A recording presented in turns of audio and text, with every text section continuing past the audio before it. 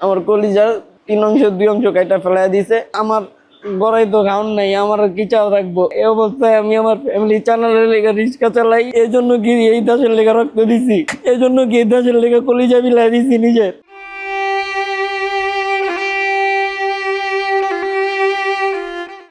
আমি 19শে জুলাইয়ের আগে থেকেই নেট অফিসে কাজ করতাম, নেট অফিসে জব করতাম।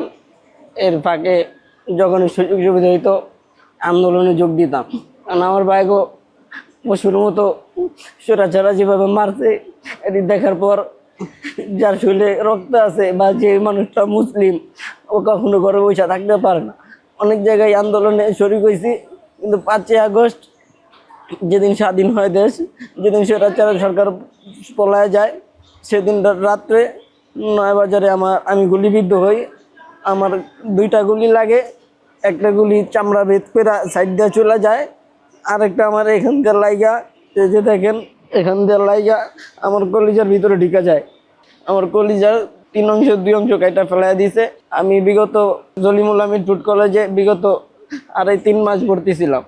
সেখানে তেমন কোনো কারো কাছ থেকে কোনো সহযোগিতা পাই নাই। যতটুকু পাইছি ততটুকু হাসপাতাল থেকেই আমার যতটুকু চিকিৎসার যতটুকু লাগে অতটুকু দিছে। তারপর আমি ব্যক্তিগত আমি লাখখানিক টাকার মতো ধার দেনা করে নিছি, কারণ হাসপাতালতে আমার ওষুধ পানি দিত, আমার পিছে যারা খাটতো এগো খাওন তো দিত না। সেই খাওয়ান বাবদ আমার লাখখানিক টাকার উপরে চলে গেছে। শহীদ জুলাই স্মৃতি ফাউন্ডেশন থেকে শুধু 1 লাখ টাকা অনুদান দিয়েছে আমার ক্যাটাগরি এ। টানা 7ম বারের মতো বেস্ট টিস্যু পেপার ব্র্যান্ড হিসেবে স্বীকৃতি পেয়েছে বসুন্ধরা টিস্যু। আমার ক্যাটাগরি এর মধ্যে এ বলতে কি এ আর বি বুঝি না, যার মামা চাচা খালু ভাই আছে তারা শহীদ জুলাই স্মৃতি ফাউন্ডেশন থেকে বা যারা এনসিপির সাথে জড়িত আছে তারা টাকাগুলা পায়ে গেছে। আমার এত বড় একটা ক্ষত, আমার এই যে কত বড় একটা ফাইল, আমার এভরিথিং সব ডিটেলস আছে।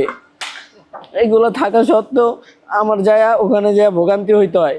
ওনারা আমাদের দিকে কোনো খেয়াল রাখতেছে না। আর আমি এইভাবে এদিকে কারো কাছ থেকে কোনো সহযোগিতা পাই নাই।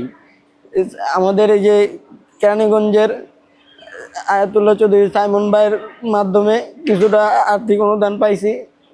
ভাইয়ের জন্য হয়তো আজকে এই পর্যন্ত আসছি বা ভাই এ পর্যন্ত নিয়ে আসছে। আমার গড়াই তো খাওন নাই, আমার কি চাও রাখবো।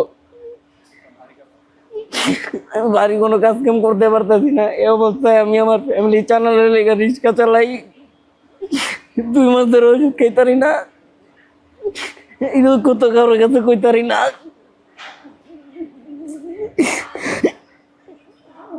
এখন আমি চাইতেছি যে আমার যাতে একটা কর্মস্থল হয়, আমি যাতে আমার ফ্যামিলিটারে নিয়ে হাসি খুশি জীবনযাপন করতে পারি। আমার এই অবস্থা নিয়ে আমার রিক্সা চালাইতে হয়। এই জন্য কি এই দেশের লেগে রক্ত দিছি, এই জন্য কি এই দেশের লেগে কলিজা বিলাই দিছি নিজের। আজকে যারা যারা ভালো পর্যায়ে আছে, এই অঙ্গ কদমতলির মিনাজ ভাই, ওনার সাথে একদিন দেখা হয়েছে, উনি আমার 500 টাকা দিয়ে বিদায় করে দিছে। আর একদিন ফোন দিয়েও শিখায় নাই। উনি আমার মামলা মোকদ্দমার কথা কয়। আমি কইছি না ভাই, আমি এগুলোর ভিতরে জড়াইতে চাই না।